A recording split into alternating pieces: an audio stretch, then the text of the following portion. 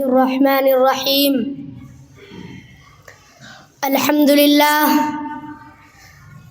لله الذي أنزل الكتاب على عبده محمد النبي الأمي ولم يجعل له عوجا، وأصلي وأسلم على عبده ورسوله وعلى آله وأصحابه أجمعين. أما بعد، فقد قال الله تعالى في كلامه المبارك: إنه لقرآن كريم في كتاب مكنون لا يمسه إلا المطهرون. وقال نبينا وسيدنا محمد صلى الله عليه وسلم: خيركم من تعلم القرآن وعلمه، أو كما قال عليه الصلاة والسلام.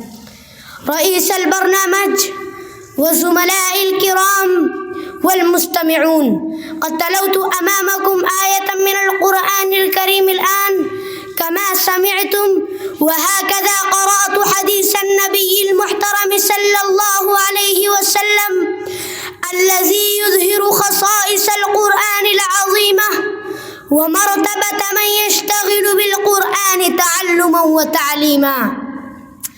أيها الإخوان، هل أنتم تعلمون ما هو القرآن الكريم؟ القرآن هو الكتاب الذي نزل الله عز وجل من السماء إلى الدنيا على عبده الحبيب محمد صلى الله عليه وسلم. القرآن هو الكتاب الذي نزل لهداية الناس إلى الطريق المستقيم. القرآن هو الكتاب الذي فيه دستور الحياة الإنسانية. القرآن هو الكتاب الذي فيه شفاء للناس بما في الصدور.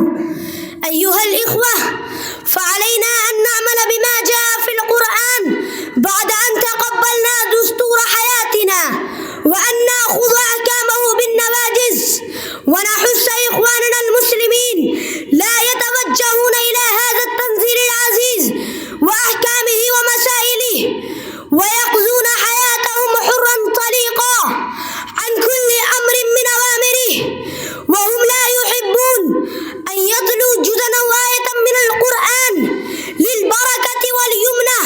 بالإضافة إلى ذلك، لا يريدون أن يبعثوا أولادهم إلى المدارس العربية الإسلامية لتلقي القرآن والسعادة بتلاوته، مع أن النبي الكريم قال: خيركم من تعلم القرآن وعلمه.